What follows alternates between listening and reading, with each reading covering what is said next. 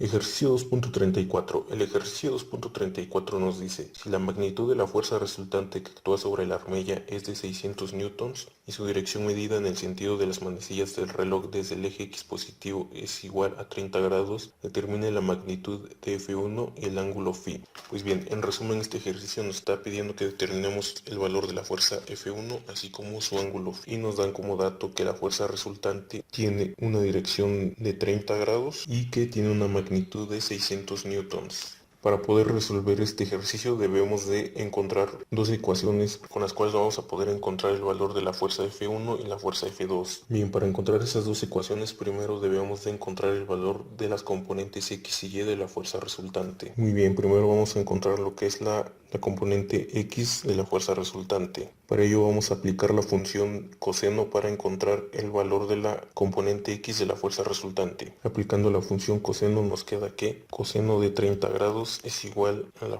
componente X de la fuerza resultante entre 600 newtons, que es el valor de la fuerza resultante. Despejando la componente X de la fuerza resultante nos queda que la fuerza resultante en X es igual a 600 newtons por el coseno de 30 grados. Resolviendo nos queda que la componente X de la fuerza resultante es igual a 519.62 newtons. Este es el valor de la componente X de la fuerza resultante. Ahora vamos a encontrar la componente Y de la fuerza resultante. Para ello aplicamos la función seno. Aplicando la función seno nos queda que seno de 30 grados es igual a la componente Y de la fuerza resultante entre la fuerza resultante. Despejando la componente Y de la fuerza resultante nos queda que componente Y de la fuerza resultante es igual a fuerza resultante por el seno de 30 grados. Sustituyendo el valor de la fuerza resultante nos queda que FRY es igual a 600 newtons por el seno de 30 grados. Y la componente Y de la fuerza resultante nos da un valor de 300 newtons. Y ese es el valor de la componente Y de la fuerza resultante. Muy bien, ya que tenemos las dos componentes, procedemos a hacer la sumatoria de fuerzas en X y en Y para poder encontrar las dos ecuaciones que nos van a ayudar a resolver este ejercicio. Muy bien, primero vamos a hacer la sumatoria de fuerzas en X y decimos que todas las fuerzas que vayan hacia el lado derecho van a ser positivas, por lo tanto la componente X de la fuerza resultante es igual a la sumatoria de todas las fuerzas en X. Nos queda que la fuerza resultante en X es igual a la fuerza 1 por el coseno de π más la fuerza 2 por el coseno de 60 grados menos la fuerza 3 por 3 quintos. Sustituyendo valores nos queda que 519.62 newtons es igual a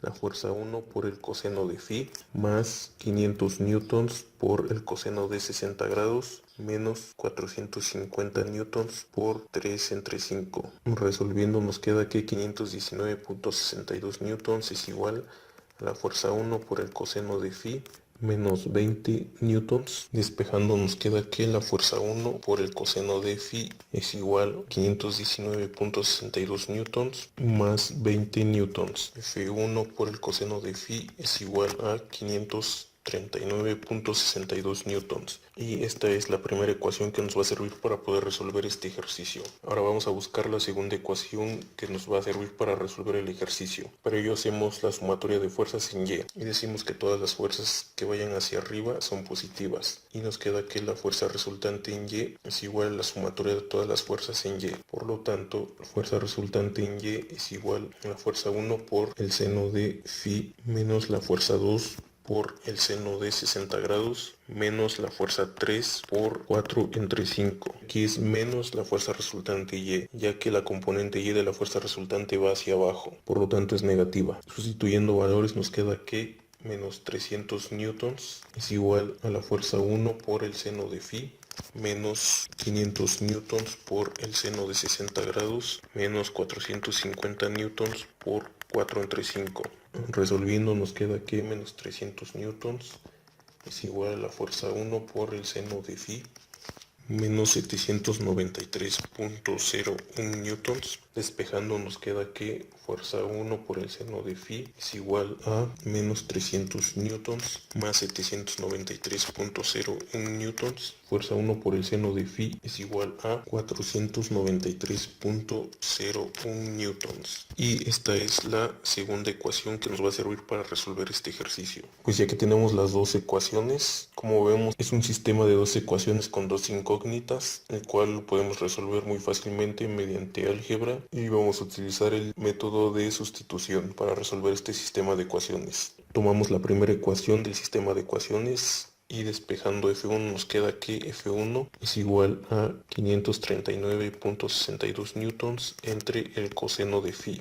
Una vez que ya despejamos a F1 en la primera ecuación, sustituimos el valor de F1 en la segunda ecuación. Sustituyendo en la segunda ecuación nos queda que 539.62 newtons entre el coseno de phi por el seno de phi es igual a 493.01 newtons. Aquí nos podemos dar cuenta que existe una identidad trigonométrica que sería esta. Por identidad trigonométrica sabemos que el seno de x entre el coseno de x es igual a tangente de x. Por lo tanto, si reescribimos para que lo vean de una mejor manera, quedaría como 539.62 newtons por el seno de phi entre el coseno de phi es igual a 493.01. Reescribiéndola nos quedaría de esta forma, y como ven aquí tenemos lo que es la identidad trigonométrica, que es esta.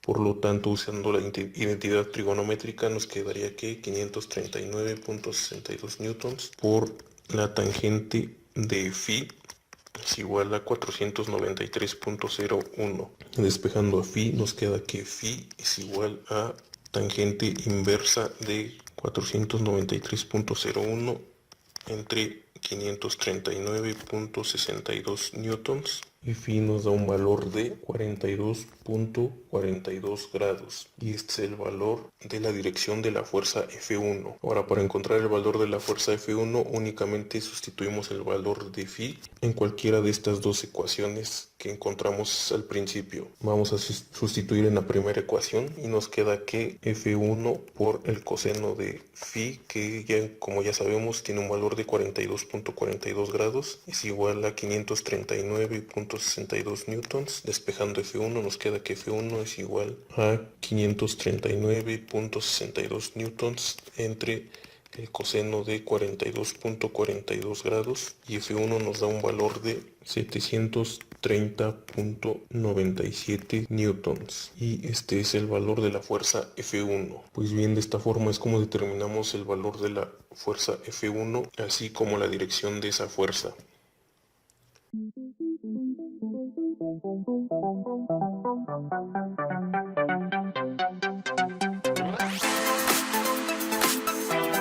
Ejercicio 2.35. El ejercicio 2.35 nos dice: el punto de contacto entre el fémur y la tibia de la pierna se encuentra en A. Si se aplica una fuerza vertical de 175 libras en un punto, determine las componentes a lo largo de los ejes X y Y. Observe que la componente Y representa la fuerza normal sobre la región que soporta carga en los huesos. Tanto la componente X como la componente Y ocasionan que el líquido sinovial se exprima y salga del espacio de soporte. Pues bien, este ejercicio nos está pidiendo que determinemos las componentes Y y X de la fuerza de 175 libras. Muy bien, para ello vamos a descomponer lo que es la fuerza de 175 libras en sus componentes a lo largo de los ejes X y Y.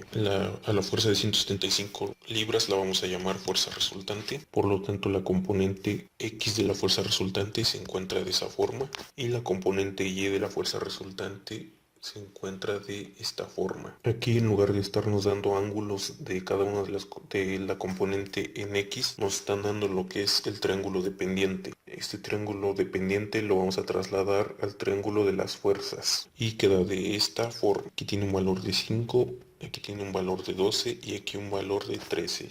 Este triángulo dependiente es proporcional al triángulo de fuerzas. Muy bien, con esos datos ya podemos encontrar las componentes X y Y de la fuerza resultante de 175 libras. Para ello decimos que todas las fuerzas que van hacia la derecha son positivas. Por lo tanto, fuerza resultante en X es igual a la sumatoria de todas las fuerzas en X. Y nos queda que fuerza resultante en X es igual a 175 libras por 5/13. Y la fuerza resultante en X nos da un valor de 67.31 libras. Y este es el valor de la componente X de la fuerza de 175 libras. Vamos a ver por qué es que multiplicamos la fuerza de 175 libras por esta razón o por esta división, como prefieran llamarla. Pues bien, como nos están dando lo que es el triángulo dependiente y sabemos que ese triángulo dependiente es proporcional al triángulo de fuerzas, es por ello que podemos construir la siguiente proporción y decimos que la componente en X de la fuerza resultante entre la fuerza de 75 libras, que son los valores del triángulo de fuerzas, es igual a el valor de 5 entre el valor de 13 del triángulo dependiente. Y de esta forma es como tenemos lo que es esta proporción de esos dos triángulos. Por lo tanto, aquí despejamos lo que es la fuerza resultante en X y nos queda que la fuerza resultante en X es igual a 175 libras por 5/13. Y como ven, es así como obtenemos esta ecuación. Muy bien, una vez que ya explicamos cómo tuvimos lo que es esta ecuación, vamos a proceder con encontrar el valor de la componente Y de la fuerza resultante. Y decimos que todas las fuerzas que van hacia arriba son positivas. Por lo tanto, nos queda la componente de la Y de la fuerza resultante es igual a la sumatoria de todas las fuerzas en Y. Y nos queda que la componente Y de la fuerza resultante es igual a menos 175 libras por 12/13.